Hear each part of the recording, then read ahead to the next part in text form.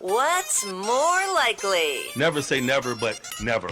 I'm loving it. Hey, everybody. Happy Friday. Oh, baby. What's What's happening? more likely after football's been played? Football. Yeah, buddy. All this has to do with the matchups this We're week, back. okay? We're back. We're totally back. Guys, who's more likely to have had the better night on Thursday? Who had the better Thursday night? The Bengals offense or Trey Hendrickson? Who had the better Thursday night? I'm going to go the Bengals offense because if you're implying, and you are, that the Bengals defense gave out 30-plus points last night in a preseason game, and that's Trey Hendrickson saying, hey, you need me. Hey, I'm here. That Pay me, means please. that means that still has to land in the mind's eye of whoever's job it is to open the Velcro wallet and pay Trey Hendrickson. Still, I don't think last night's result on the scoreboard will result. Not yet. Their next game is against the Washington Commanders on a Monday night on ESPN, the whole country. Standalone game. Burrow is probably going to, play a half? I would think so, Jaden yeah. Daniels, we'll see what's up. And then maybe the clock will get closer to midnight. But I'll go the Bengals offense, sir. Okay. Because I still haven't heard that noise yet. What else, Chris? Guys, a couple rookie quarterbacks got some action last night. Which one most got themselves closer to some run this year? Riley Leonard or Jalen Milroe? Yeah, I see. We did just talk about Milroe, 6 of 10 for 61. I don't think there won't be a Riley Leonard package, if you will, for Indianapolis. There could be a Jalen Milroe package for Seattle, if you want to work that in there. You mentioned Riley Leonard because with Richardson going down and then Daniel Jones getting way more snaps than was expected in that game, Riley Leonard came in and was 12 of 24 for an interception.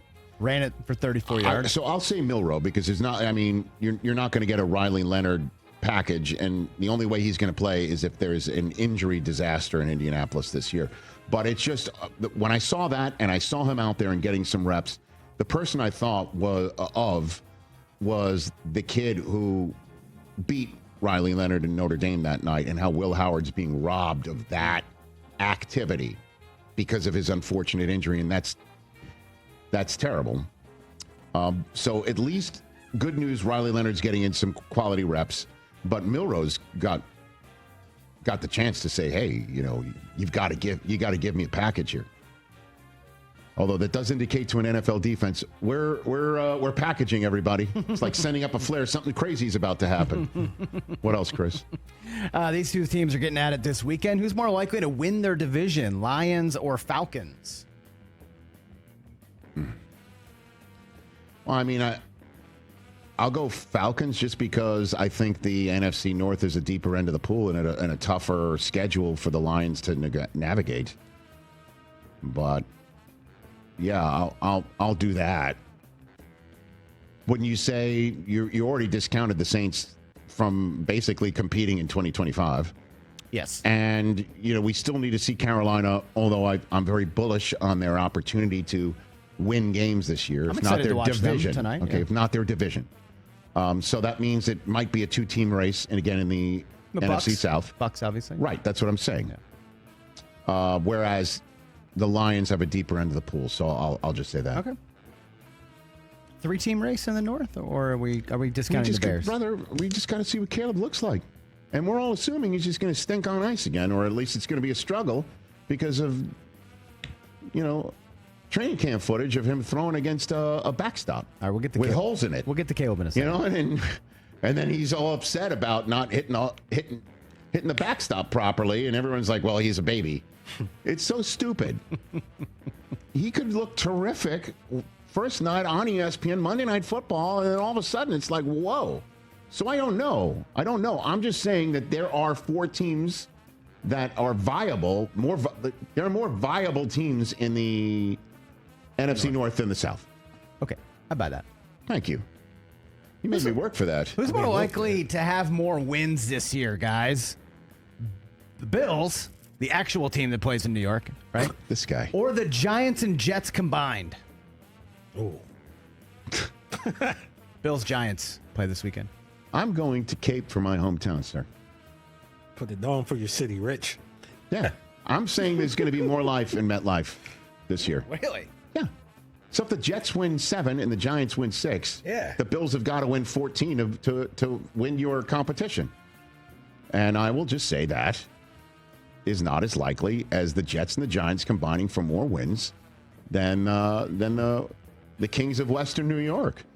Yeah, buddy. That's right. Interesting. City that never sleeps. The New Jersey football team. Because I don't follow baseball in that city anymore.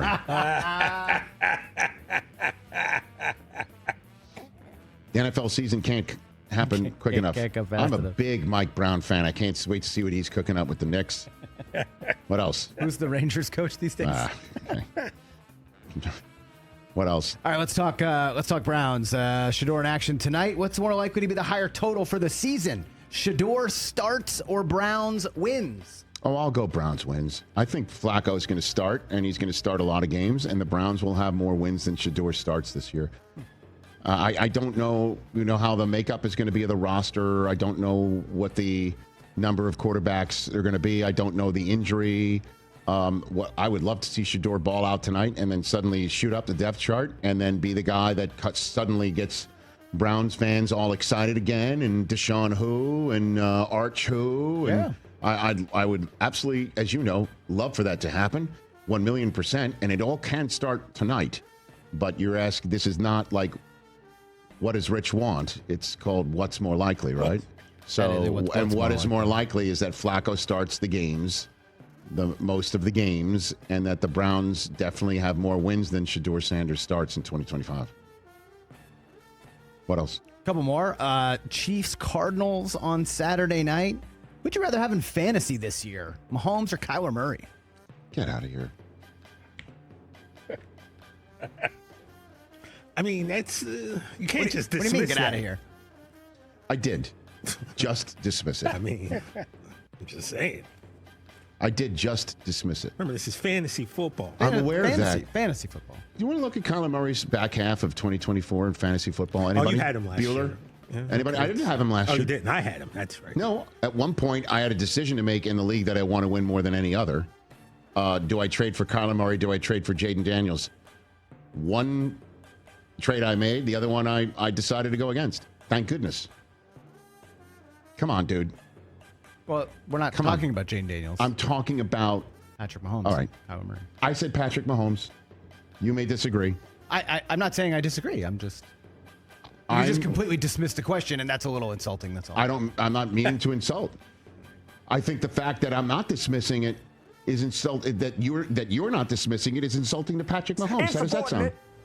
And churlish. It is insubordinate and churlish.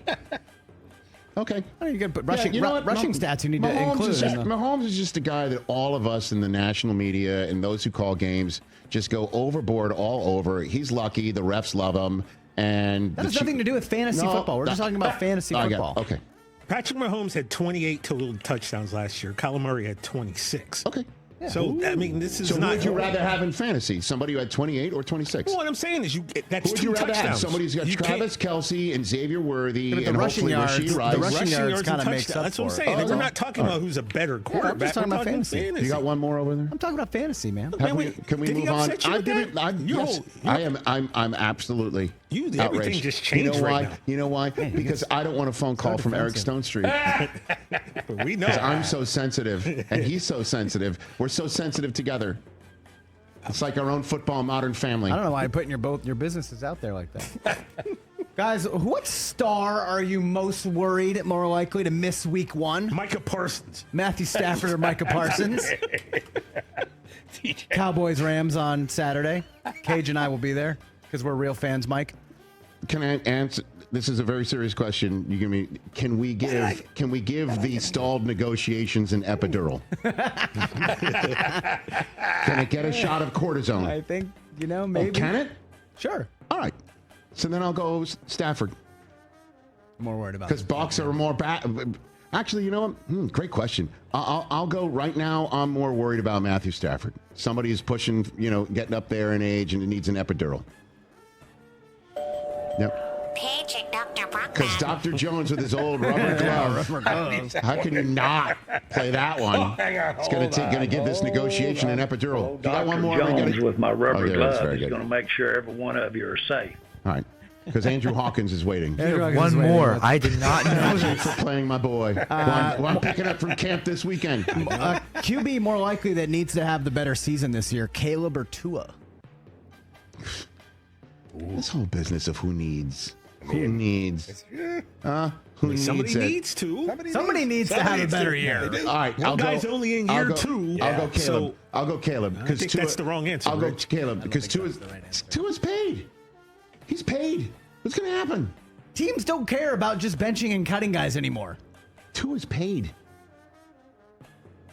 Tua is paid, pal. I don't know about you, but that looked like And money. Caleb, I mean, if Caleb has a down year with the new coach, right? With the new coach, He won't.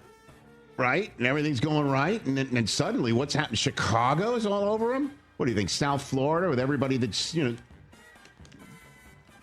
everybody's Not gonna a be lot like of media scrutiny. They're gonna be flipping out down there. South Florida, is that what you're saying? I mean, because you're talking about need, pressure, that sort of stuff. I'll go with Chicago over South Florida, and I'll go with a kid that still needs to prove something over a kid that's been paid. Who hasn't really proved much. Okay, that's your way of looking at it. Okay. Catch the Rich Eisen Show live weekdays from 12 to 3 p.m. Eastern on Roku Sports Channel in the U.S.